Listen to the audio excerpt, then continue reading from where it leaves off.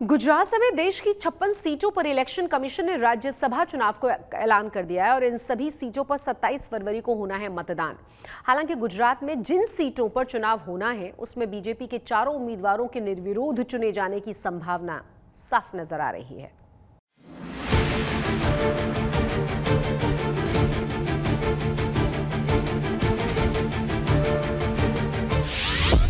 छप्पन राज्यसभा सीटों पर चुनाव का ऐलान।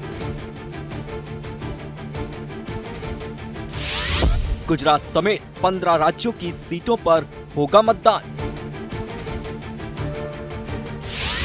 27 फरवरी को 56 सीटों पर डाले जाएंगे वोट।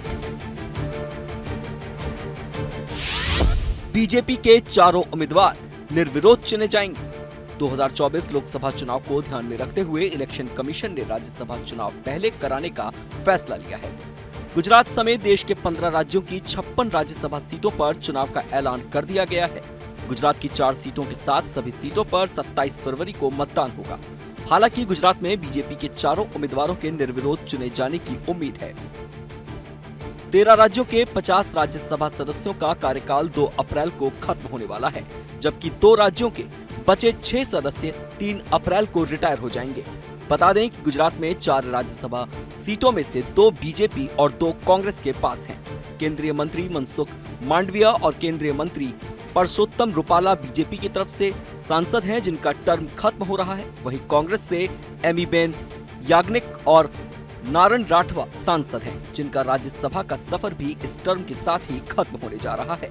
उधर कांग्रेस के पास पर्याप्त संख्या नहीं होने के चलते इन दोनों को दोबारा राज्यसभा चुनाव लड़ने का मौका नहीं मिलेगा। गुजरात विधानसभा में कांग्रेस के 15 और आम आदमी पार्टी के 4 विधायक विपक्ष में हैं, जो राज्यसभा चुनाव के लिए पर्याप्त आंकड़ा नहीं है। ऐसे में सभी चारों सीटों पर बीजेपी के उम्मीदवारों का निर्विरोध चुना जाना तय माना जा रहा है। आज तक ब्यूरो। लोकसभा चुनाव में अभी कुछ ही महीने बाकी हैं, लेकिन बीजेपी ने अपनी तैयारियों का अमली जामा पहनाना शुरू कर दिया है। गांधीनगर में आयोजित एक कार्यक्रम में बड़ी संख्या में अन्य दलों के नेता बीजेपी में शामिल हुए। बीजेपी प्रदेश अध्यक्ष CR पाटिल की मौजूदगी में कई लोगों ने बीजेपी का दामन थामा।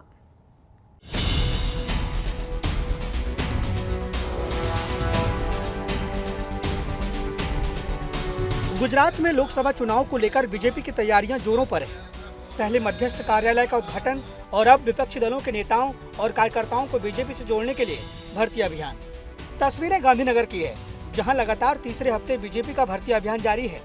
आज 1500 से ज्यादा कार्यकर्ता, 2 पूर्व विधायक और 100 सरपंचों ने बीजेपी प्रदेश अध्यक्ष CR पाटिल की मौजूदगी में बीजेपी का दामन थामा।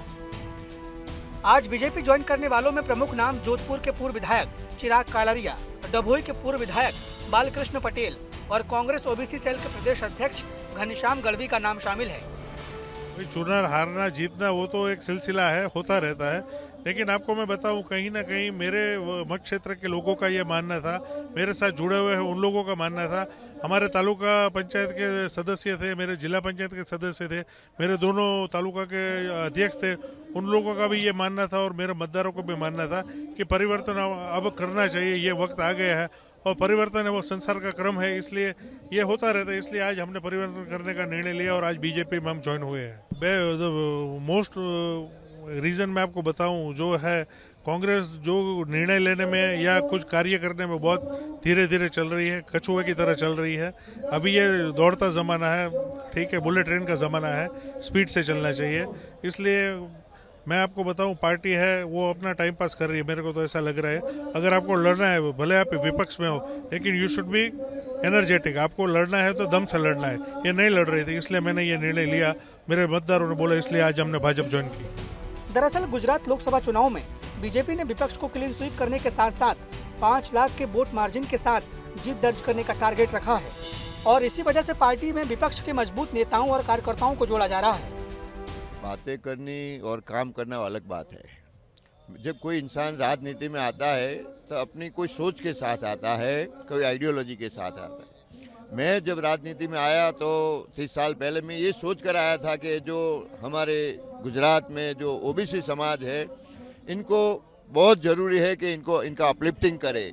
आज इनकी हालत आज भी इतनी अच्छी नहीं है, फिर भी जो कांग्रेस में मैं काम करना चाहता था वो काम हो नहीं रहा था, क्योंकि कांग्रेस की लीडरशिप आज दिशा विहीन हो गई है।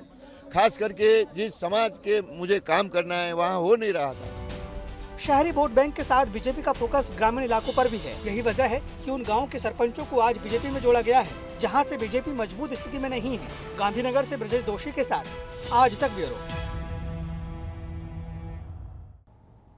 आज प्रधानमंत्री नरेंद्र मोदी ने देश भर के छात्रों के साथ परीक्षा पे चर्चा की है। पीएम ने अलग अलग राज्यों से आए करीब 3000 बच्चों और शिक्षकों से बातचीत की और उन्हें सफलता के गुरु मंत्र दिए। पीएम के साथ परीक्षा पे चर्चा को लेकर बच्चों में कितना उत्साह है, ये इसी बात से समझा जा सकता है कि परीक्षा पे चर्चा में शामिल होने के लिए 2 करोड़ से ज्यादा बच्चों ने रजिस्ट्रेशन करवाए थे। नरेंद्र मोदी जी का परीक्षा पे चर्चा 2024 में हार्दिक स्वागत।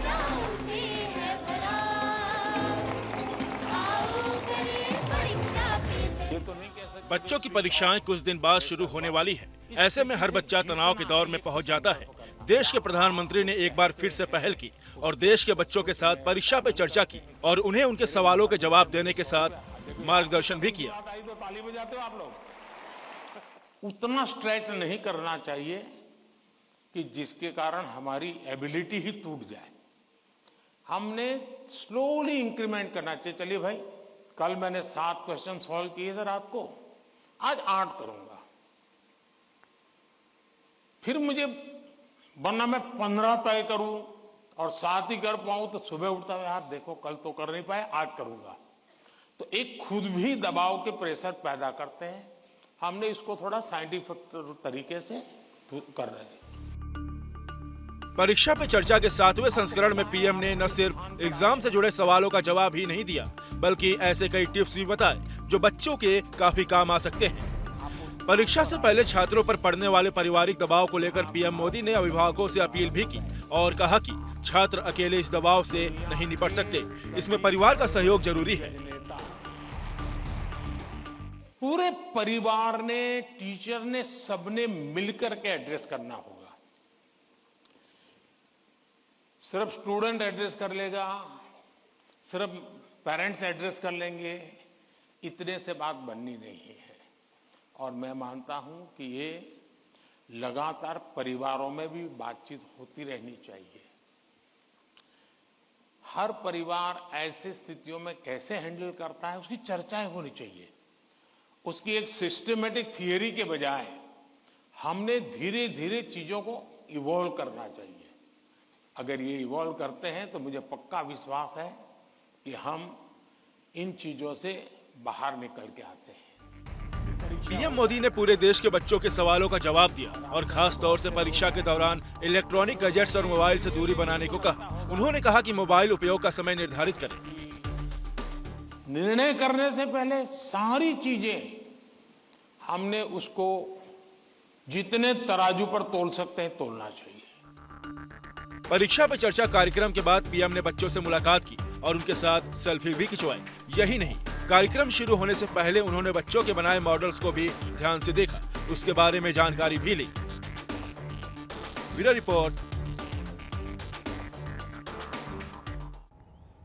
पीएम मोदी ने गुजरात के वडनगर में जिस स्कूल में शुरुआती पढ़ाई की थी वो स्कूल अब हेरिटेज साइट बन गया है और इस स्कूल में अब प्रेरणा स्कूल के नाम से इसे जाना जाएगा।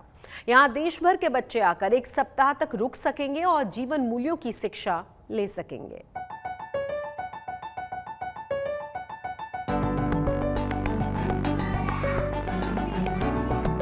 गुजरात के वडनगर में ये वही स्कूल है जहां पीएम मोदी ने शुरुआती पढ़ाई की थी। तब इस स्कूल का रंग रूप ऐसा नहीं था। इसे नए सिरे से सजाया संवारा गया है क्योंकि अब ये सिर्फ एक स्कूल नहीं बल्कि हेरिटेज साइट बन गया है, यानी एक ऐतिहासिक स्थल। पीएम मोदी के बचपन का वो कुमार शाला नंबर 1 स्कूल आज प्रेरणा स्कूल के नाम से जाना जा रहा है। ये स्कूल जिसे नया रंग रूप और नाम दिया गया है, वो स्कूल मूल रूप से 19वीं शताब्दी का है। इसे सयाजीराव गायकवाड़ ने साल 1888 में बनवाया था। इसलिए इस स्कूल को इंस्पिरेशनल डेस्टिनेशन बनाने का सोचा गया। अब इस प्रेरणा स्कूल में देश भर से बच्चे पढ़ाई करने आ रहे हैं। यहाँ पढ़ाई के साथ खाने और रहने की भी सुविधा है। मोदी साहब जो एक छात्र से लेकर और महामानव बने हैं, हमारे वड़ा प्रधान से आगे भी ग्लोबल मैन बने हैं, उसमें जो प्रेरणा अलग अलग छात्रों को मिले, इसके लिए प्रेरणा स्कूल बनाई गई है और इसके लिए एक अभ्यासक्रम तैयार किया गया है।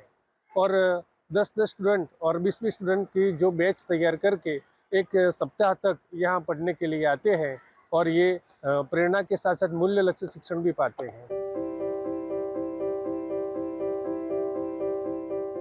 इसी साल 15 जनवरी से यहाँ विद्यार्थियों का आना शुरू भी हो गया है। महाराष्ट्र, मध्य प्रदेश, हरियाणा, राजस्थान, गुजरात और दमन से 20 विद्यार्थी यहाँ पढ़ाई के लिए आए हैं, जो एक सप्ताह तक यहाँ रुकेंगे और जीवन मूल्यों को सीखेंगे। संक्रांति पर्व के दूसरे दिन से ही फर्स्ट बैच शुरू हुई है। संक्रांति काल से ही फर्स्ट बैच अभी शुरू हुई, दूसरी बैच भी आएगी। उस बारी बारी से बैच आते, जो टॉप लेवल के स्टूडेंट है, अच्छे स्थान पर अभी रहते हैं, वहाँ से बच्चे आते हैं। संस्कृति मंत्रालय की पहल पर इसकी शुरुआत हुई है। कोशिश यही कि विद्यार्थी यहाँ आकर जीवन मूल्यों की समझ विकसित कर सके। कामिनी आचार्य, मेहसाणा। सूरत से एक हैरान कर देने वाला मामला सामने आया है, जहां एक शख्स फर्जी कंपनियों के बिल बनाकर सरकार की खजाने से 500 करोड़ रुपए की लूटने की फिराक में था और मामले का खुलासा होने तक सरकारी खजाने से 30 करोड़ रुपए की सेंधमारी वो कर चुका था।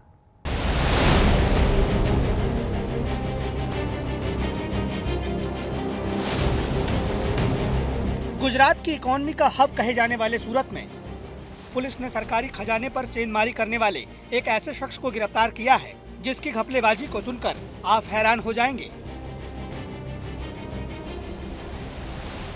नीले रंग की टी शर्ट पहनकर पुलिस की गिरफ्त में खड़े इस शख्स का नाम मोहम्मद रजा वजीर अली गबरानी है। इस शख्स पर जीएसटी यानी गुड्स एंड सर्विस टैक्स विभाग को 100-200 नहीं बल्कि 500 करोड़ का चूना लगाने का आरोप है। गलत तरीके से कंपनी रजिस्टर करा के लोग बिलिंग कर रहे हैं और उस पे से क्रेडिट भी ले रहे हैं। ये चीज़ एक सुपरिटेंडेंट जीएसटी विभाग की फरियाद के आधार पे पुलिस के ध्यान पे आई और जो एड्रेसेस मिले उन एड्रेस पे जाके चेक किया तो वहाँ वो कंपनियाँ थी नहीं और कोई व्यापारी भी वहाँ नहीं मिला। ये कंपनियाँ खोलने के लिए फर्जी भाड़ा करार, फर्जी लाइट बिल और फर्जी आधार कार्ड का दुरुपयोग किया जा रहा था। जीएसटी विभाग की शिकायत के आधार पर दर्ज मामले की जांच के दौरान सूरत पुलिस ने 500 करोड़ के इस महाघोटाले का पर्दाफाश किया है। पुलिस की जांच में पता चला है कि इस शख्स ने 45 फर्जी कंपनियों के नाम से 500 करोड़ रुपए का जीएसटी बिल बनाया। साथ ही सरकार से अब तक 30 करोड़ से ज्यादा का इनपुट टैक्स क्रेडिट भी ले चुका है। दरअसल शुरुआत में जीएसटी अधिकारियों को 8 फर्जी कंपनियों के बारे में पता चला था, जिसके बाद उन्होंने सूरत पुलिस के पास इस मामले में केस दर्ज कराया था। उसके पास से 3 लैपटॉप, 5 मोबाइल, 2 राउटर और 4 अलग अलग पेडी के रबर स्टैम्प भी मिले हैं। इनके पीछे मुख्य आदमी कौन है, इसकी अभी इन्वेस्टिगेशन की जा रही है। जो आदमी इसमें इन्वॉल्व है उन सभी को पकड़ा जाएगा। अभी तक की तपास में कुल 45 पेढ़ियों के बारे में जानने को मिला है, जिन्होंने 500 करोड़ रुपए के बिल बनाए हैं। मोहम्मद रजा वजीर अली गबरानी मुख्य रूप से गुजरात के भावनगर का रहने वाला है और फिलहाल पुलिस अब इस मामले में ये जानने की कोशिश कर रही है कि जीएसटी घोटाले में और कितने लोग शामिल हैं। साथ ही ये भी पता लगाया जा रहा है कि इस शख्स ने अब तक कितनी फर्जी कंपनियां खोलकर सरकार को चूना लगाया है। सूरत से संजय सिंह राठौड़ के साथ आज तक ब्यूरो। सूरत में फर्जी प्रमाण पत्र की जांच में बिहार से एक शख्स को सूरत इकोनॉमिक सेल ने गिरफ्तार कर लिया है। आरोपी के द्वारा अब तक फर्जी वेबसाइट से 80,000 से ज्यादा जन्म प्रमाण पत्र बनाने की जानकारी सामने आई है। इसके अलावा 4,000 Aadhaar card, 1,500 PAN card, 800 voter ID cards, 2,000 मृत्यु प्रमाण पत्र भी बना डाले हैं इसने।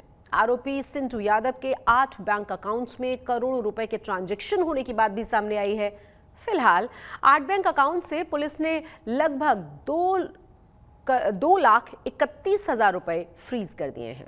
एसीपी इकोसेल को ये जानने को मिला कि fastportal.online नाम की वेबसाइट से जाली जन्म प्रमाण पत्र इशू किए जा रहे हैं और उसके बाद जब इसको चेक करने के लिए सूरत म्युनिसिपल कॉरपोरेशन से संपर्क किया तो उनके ध्यान पे भी गलत बर्थ सर्टिफिकेट इशू होने की बात उनके ध्यान पे भी आई और उसने इन वेबसाइटों से गुजरात का सूरत म्युनिसिपल कॉरपोरेशन और कच्छ के ग्राम पंचायत के कुछ एक जन्म प्रमाण पत्र इशू किए हैं।